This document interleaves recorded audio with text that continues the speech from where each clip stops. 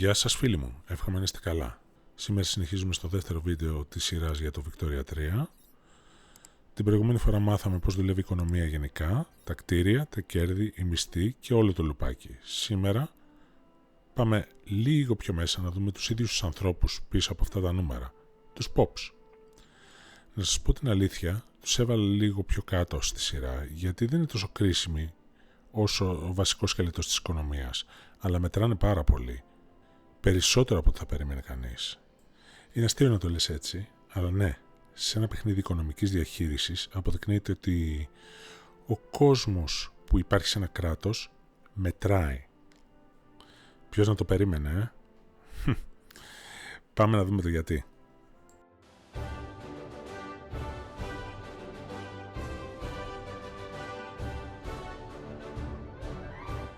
Αν ανοίξετε την καρτέλα ενός pop μέσα στο παιχνίδι, θα δείτε ένα σωρό νούμερα. Πόσοι άνθρωποι είναι αυτοί στο pop, πόσα λεφτά βγάζουν συνολικά, ποια είναι η κύρια πηγή εισοδήματός τους και ένα σωρό modifiers που επηρεάζουν το μισθό τους προς τα πάνω ή προς τα κάτω. Ένα από τα πιο ενδιαφέροντα modifiers λέγεται dependent wages, εξαρτημένη μισθή. Αντιπροσωπεύει το επιπλέον εισόδημα που φέρνουν στο νοικοκυριό τα υπόλοιπα μέλη της οικογένειας, η σύζυγος και τα μεγαλύτερα παιδιά, μέσα από μικροδουλειές και παράλληλες ασχολίες. Το παιχνίδι δεν τους δίνει ξεχωριστή εργασία ως pop, αλλά αναγνωρίζει ότι σε ένα νοικοκυριό του 19ου αιώνα σπανίως βγάζει μόνο ένα άτομο. Φανταστείτε το σαν το σύγχρονο αντίστοιχο του πουλάω κάποια χειροποίητα στο ίντερνετ ή μοιράζω εφημερίδες το πρωί, ανάθεμα αν διαβάζει κάποιος εφημερίδα πλέον, αλλά τέλος πάντων. Μικρά έσοδα, αλλά υπάρχουν. Στην εποχή του Victoria 3, αυτό σήμαινε ότι η γυναίκα φτιάχνει ρούχα στο σπίτι, τα παιδιά δουλεύουν μερικές ώρες σε ένα εργαστήριο ή ο παππούς φροντίζει το μικρό χωράφι πίσω από το σπίτι. Το παιχνίδι το αφαιρεί ως λεπτομέρεια, αλλά λαμβάνει υπόψη στο τελικό εισόδημα του κάθε pop. Γιατί σας το αναφέρω αυτό? Γιατί το dependent wages είναι ένας από τους λόγους που ακόμα και τα φαινομενικά φτωχά pops μπορεί να έχουν υψηλότερο βιωτικό επίπεδο από ό,τι περιμένετε. Και αντίστροφα, ένα pop με καλό βασικό μισθό, αλλά μηδαμινό dependent wages, μπορεί να πάει χειρότερα στην πράξη. Και μετά υπάρχουν οι σκλάβοι, που το παιχνίδι δεν τους κρύβει καθόλου. Το γεγονός με τους σκλάβους είναι ότι μετρούν σαν το διπλάσιο εργατικό δυναμικό, αφού φυσικά δεν έχουν καμία επιλογή να κάνουν μικροδουλειές σαν τους υπόλοιπους. Όλοι τους δουλεύουν στα χωράφια ή στα εργοστάσια. Εδώ είναι το πρόβλημα. Οι σκλάβοι ναι μεν δουλεύουν, αλλά δεν αγοράζουν τίποτα από μόνοι τους. Βλέπετε, το εισόδημά τους είναι ένα μικρό ποσό και αυτό είναι μόνο ότι τους αγοράζει ο ιδιοκτήτης τους για να επιβιώσουν και δεν έχουν δικά τους λεφτά και φυσικά δεν πληρώνουν φόρους και τίποτα άλλο. Οπότε ναι, η δουλεία είναι ένα μίμη μες στο παιχνίδι που στην πραγματικότητα αποδεικνύεται ως πολύ κακή επιλογή στο μακροπρόθεσμο. Το χαμηλότερο βιωτικό επίπεδο των σκλάβων ρίχνει τους μισθούς γενικότερα και αυξάνει το ριζοσπαστισμό, και καθώς το παιχνίδι προχωράει και χρειάζεται πιο εξειδικευμένες δουλειές, οι σκλάβοι απλά δεν μπορούν να τις κάνουν. Βασικά είναι μια επένδυση η οποία γερνάει πολύ άσχημα. Αυτό μας φέρνει στο πιο σημαντικό νούμερο για αυτή την ενότητα, το βιωτικό επίπεδο, standard of living. Τι είναι ακριβώς αυτό? Είναι μια σύγκριση πόσα βγάζει ένα pop σε σχέση με πόσα λεφτά χρειάζεται να ζήσει. Αν ο μισθός του καλύπτει άνετα τις βασικές του ανάγκες και του περισσεύουν λεφτά για πολυτέλειες, καλύτερο φαγητό, ρούχα, στέγαση, τότε το βιωτικό επίπεδο ανεβαίνει. Αν όμως οι τιμές των βασικών αγαθών εκτοξευθούν ή ο μισθός πέσει, το βιωτικό επίπεδο κατεβαίνει. Το παιχνίδι υπολογίζει αυτό το δείκτη για κάθε pop ξεχωριστά σε πραγματικό χρόνο. Και τώρα θα μου πείτε, τι με νοιάζει εμένα? Κι όμως, μας νοιάζει και μας κόφτει. Επειδή το βιωτικό επίπεδο είναι η κύρια πηγή δύο πολύ σημαντικών μεγεθών, των loyalists, των πιστών στο καθεστώς μας και των radicals, των ριζοσπαστών. Κάθε pop έχει ένα ποσοστό από κάθε κατηγορία και ανάλογα αλλάζει την αναλογία του με το τι ζωή έχει και πόσο βελτιώθηκε ή χειροτέρεψε πρόσφατα. Φανταστείτε το έτσι. Αν ανεβάσετε το βιωτικό επίπεδο ενός pop, αυτό δεν ξεχνάει. Γίνεται πολύ πιο πιστός στη διακυβέρνησή σας, ακόμα και αν δεν συμφωνεί με όλες τις πολιτικές. Η ευημερία αγοράζει αφοσίωση. Αντίθετα, αν το βιωτικό επίπεδο πέσει, έστω και προσωρινά, έστω και από κάτι που δεν φταίτε εσείς, όπως η αύξηση τιμών λόγω πολέμου, το pop αρχίζει να γίνεται ριζοσπάστης και οι ριζοσπάστες είναι καύσιμο για πολιτικά κινήματα, απεργίες και τελικά εξεργέρσεις.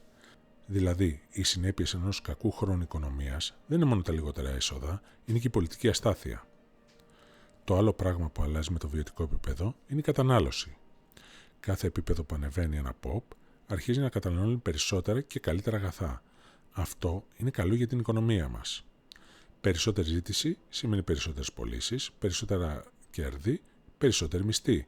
Αλλά σημαίνει ότι χρειάζεται να παράγεται και αυτά τα αγαθά. Εάν δεν υπάρχουν τιμές, εκτοξεύονται και το βιωτικό επίπεδο πέφτει ξανά. Είναι ένας φαύλος κύκλος που θέλει προσοχή. Άρα, ο στόχος μας είναι διπλός. Απ' τη μία, φτιάχνουμε καλά πληρωμένες δουλειές και ανεβάζουμε τους μισθούς. Απ' την άλλη, κρατάμε χαμηλές τιμές των αγαθών που καταναλώνει ο κόσμος μας και κυρίως των βασικών, όπως τρόφιμα, ρούχα, στέγαση, και οι δύο πλευρές μετράνε εξίσου. Μπορείτε να έχετε τους πιο καλοπληρωμένους εργάτες στον κόσμο, αλλά αν το ψωμί κοστίζει μια περιουσία, ο κόσμος σας θα παραπονιέται το ίδιο. Εάν από την άλλη έχετε και χαμηλούς μισθούς και υψηλές τιμές, τότε τι να πω. Εάν δεν γίνει επανάσταση, είστε πολύ τυχεροί. Σαν ένα άλλο παράδειγμα που ξέρω, αλλά δεν θα μπω τώρα σε αυτό.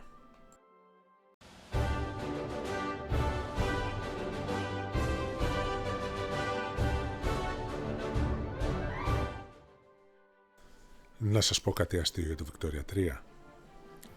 Είναι ίσως το πιο μαρξιστικό παιχνίδι που θα παίξετε ποτέ. Όχι αυτού του Μάρξ, όχι του Γκράουτσο Μάρξ, του άλλου. Ναι, αυτόν, τον Καρλ Μάρξ. Είναι μαρξιστικό με την έννοια ότι η δουλειά σου καθορίζει κυριολεκτικά τα πάντα για σένα. Ό,τι δουλειά κάνει ένα pop, καθορίζει και το μισθό του, την ιδεολογία του και ποιες μεθόδους παραγωγής μπορεί να χρησιμοποιήσει. Είναι κάπως κωμικό όταν το βλέπετε στην πράξη. Σχεδόν κάθε επάγγελμα έχει μία έμφυτη ροπή προς μια συγκεκριμένη πολιτική ομάδα συμφερόντων. Λες και υπογράφουν συμβόλαιο πίστης πριν καν προσληφθούν. Ένας μηχανικός, για παράδειγμα, σχεδόν αυτόματα ταυτίζεται με τους βιομηχανικούς κύκλους. Ένας εργάτης σε ένα εργοστάσιο τείνει να τραβάει προς τα συνδικάτα. Δεν είναι απόλυτος κανόνας, αλλά είναι αρκετά έντονη τάση ώστε να το βλέπετε συνέχεια στο παιχνίδι. Και αυτό μας πάει στις ομάδες συμφερόντων. Οι πολιτικές δυνάμεις και οι ιδεολογίες του λαού σας, που θα τις αναλύσουμε πιο πολύ στο κεφάλαιο της εσωτερικής πολιτικής. Προς το παρόν, το βασικό που θέλω να κρατήσετε είναι αυτό. Εσείς ελέγχετε ποιες δουλειές υπάρχουν στη χώρα σας, χτίζοντας τα ανάλογα κτίρια. Θέλετε πιο πολυπολιτισμική κοινωνία? Φτιάξτε καλοπληρωμένες δουλειές για μειονότητες. Θέλετε να φτιάξετε δύναμη για τους διανοούμενους? Χτίστε πανεπιστήμια. Θέλετε αγροτική κοινωνία? Φτιάξτε φάρμες. Είναι λογικό να το σκεφτείτε. Κάτι ακόμα. Η πολιτική ευθυγράμμιση δεν είναι μόνιμη. Αλλάζει όσο ξεκλειδώνεται νέες κοινωνικές τεχνολογίες. Για παράδειγμα, μια τεχνολογία για το εργατικό κίνημα μπορεί να κάνει τους εργάτες να αρχίσουν να μπαίνουν μαζικά σε συνδικάτα, ενώ πριν ήταν μάλλον απολυτικοί ή έκλαιναν προς την εκκλησία. Εκεί, μια μικρή συμβουλή που θα ξανακούσετε από μένα: διαβάστε τα tooltips για τους μισθούς. Εκεί θα δείτε πόσο περισσότερο βγάζουν οι εξειδικευμένες δουλειές.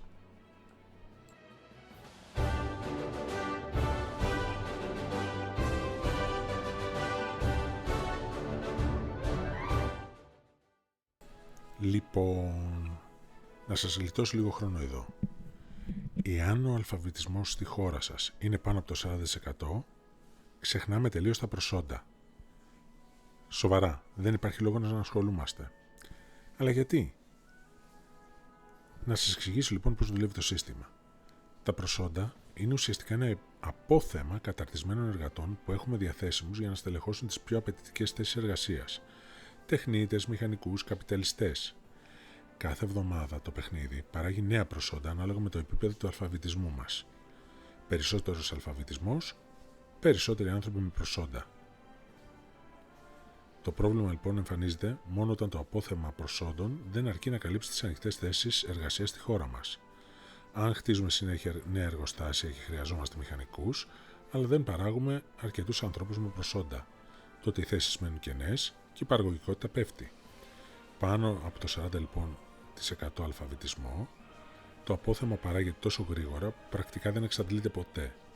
Ό,τι θέση και να ανοίξετε θα βρεθεί κάποιος να την καλύψει. Το σύστημα τρέχει στο παρασκήνιο, αλλά δεν γίνεται ποτέ εμπόδιο. Εξού δεν αξίζει να αφιερώνετε μετά χρόνο. Οπότε, κοιτάξτε να αυξήσετε τον αλφαβητισμό σας όσο το δυνατόν συντομότερα γίνεται. Υπάρχουν λοιπόν 3 μόνο επίπεδα δουλειάς. Εργάτες, τεχνίτες, μηχανικοί. Και για να γίνετε καπιταλιστής χρειάζεται απλά να είστε πλούσιος ή μηχανικός. Αν παίζετε λοιπόν μια χώρα που θα σας πρότεινα ως αρχάριο, ο αλφαβητισμός σας θα είναι μάλλον ήδη πάνω από αυτό το όριο. Εξαιρέσεις υπάρχουν. Χώρες με χαμηλότερο αλφαβητισμό, αλλά ακόμα και εκεί σπανίως είναι τραγικά χαμηλός. Μόνο αν παίζετε μια πολύ μεγάλη χώρα με αδύναμη παιδεία ή αν επεκτείνεστε γρήγορα σε πολλές νέες περιοχές ταυτόχρονα. Αυτό τότε μπορεί να προκαλέσει κάποιο πρόβλημα. Τα προσόντα λοιπόν δημιουργούνται κάθε εβδομάδα, ανάλογα με το πόσο αλφαβητισμό έχουν τα POPs μας. Και αφού μιλάμε γι' αυτό, ο αλφαβητισμός κάνει 3 πράγματα. Πρώτον, δίνει τα προσόντα που είπαμε. Δεύτερον, ανεβάζει το ελάχιστο βιωτικό επίπεδο που χρειάζονται για να είναι ικανοποιημένα τα POPs μας. Και τρίτο, εδώ είναι το αστείο κομμάτι, μειώνει την γεννητικότητα. Φαντάζομαι πλέον θα είναι πολύ απασχολημένοι με το διάβασμα για να κάνουν παιδιά. Είναι το αντίστοιχο του βάζω τηλεόραση στην κρεβατοκάμαρα. Τέλος πάντων, αφήνουμε τα αστεία στην άκρη. Αξίζει να επενδύσετε σε αλφαβητισμό, γιατί ο μέσος αλφαβητισμός στη χώρα μας καθορίζει πόσο γρήγορα ξεκλειδώνουμε τεχνολογίες. Είναι σημαντικό, ακόμα και αν αυτό σημαίνει ότι οι POPs μας γίνονται πολύ πιο απαιτητικοί και κάνουν λιγότερα παιδιά.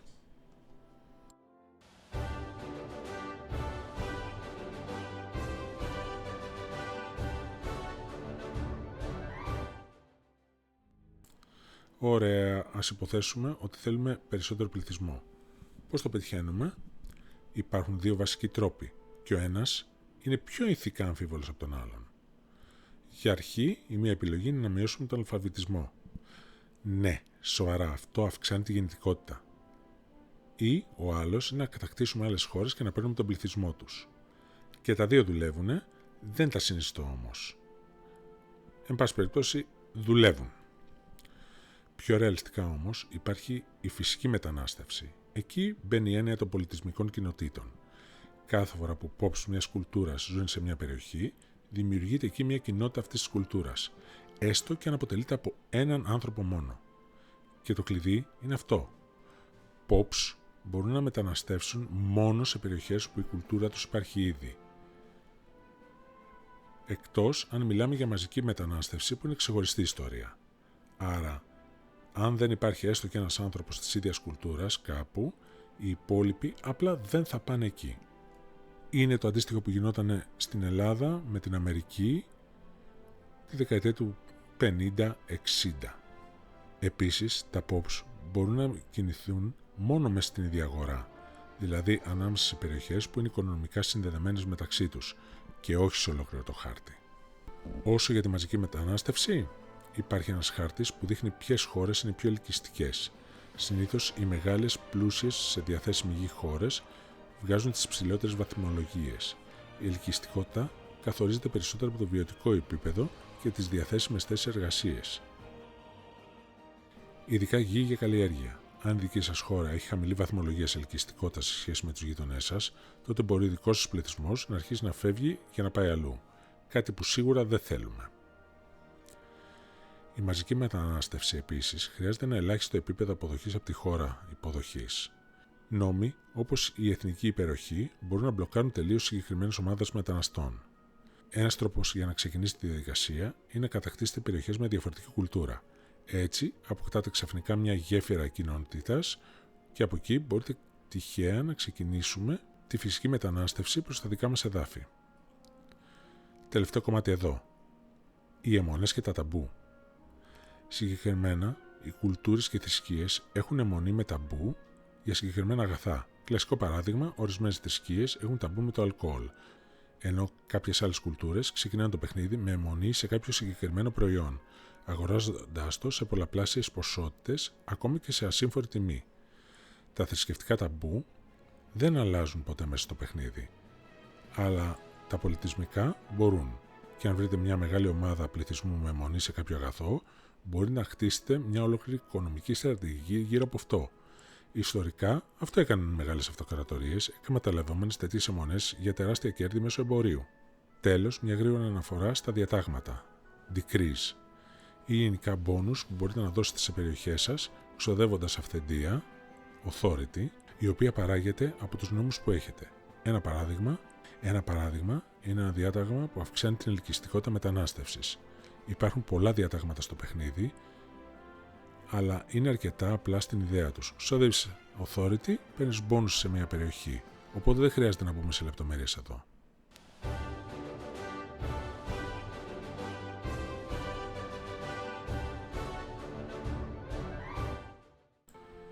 Πάμε λοιπόν να συνοψίσουμε όλο το κεφάλαιο, γιατί ήταν αρκετό υλικό. Τα POPs είναι η κινητήρη μοχλή τόσο της πολιτικής όσο και της οικονομίας σας. Δουλεύουν στα κτίρια σας, ψηφίζουν με τη διάθεσή τους, ανεβάζουν ή κατεβάζουν το βιωτικό επίπεδο ανάλογα με το πόσα λεφτά βγάζουν από τη δουλειά τους σε σχέση με το κόστος ζωής. Η δουλειά τους καθορίζει σχεδόν τα πάντα για αυτά. Συμπεριφορά, πλούτο, ιδεολογία. Χρειάζονται προσόντα για καλύτερες δουλειές, αλλά όσο πιο αλφαβητισμένα γίνονται, τόσο πιο δύσκολο να τα ικανοποιήσεις. Και τόσο λιγότερα παιδιά κάνουν. Μεταναστεύουν πάντα με βάση το σχετικό βιωτικό επίπεδο, αλλά και με αρκετούς περιορισμούς στο πού και πότε μπορούν να το κάνουν. Και τέλος, πολιτισμικές και θρησκευτικές αιμονές, ταμπού, επηρεάζουν τι ακριβώς καταναλώνουν. Πολλά πράγματα είπαμε σήμερα, το ξέρω. Αλλά είναι από τα πιο ικανοποιητικά κομμάτια του παιχνιδιού. Βλέπετε λοιπόν τα ανθρωπάκια σας ζουν καλύτερα και παράγουν περισσότερα λεφτά, σχεδόν σαν να μεγαλώνουν μια μικρή κοινωνία. Και αφού τα POPs είναι τόσο στενά συνδεδεμένα με την πολιτική της χώρας μας, λογικό είναι το επόμενο βίντεο να είναι αφιερωμένο ακριβώς σε αυτό, την εσωτερική πολιτική. Ευχαριστώ ρε παιδιά που παρακολουθήσατε. Θα τα πούμε στο επόμενο βίντεο όπου θα αναλύσουμε την πολιτική. Ελπίζω να το απολαύσατε, να μην βαρεθήκατε. Γράψτε στα σχόλια τι άλλο θέλετε να κοιτάξουμε στο παιχνίδι αυτό και θα τα πούμε την επόμενη φορά. Μέχρι τότε, γεια σας!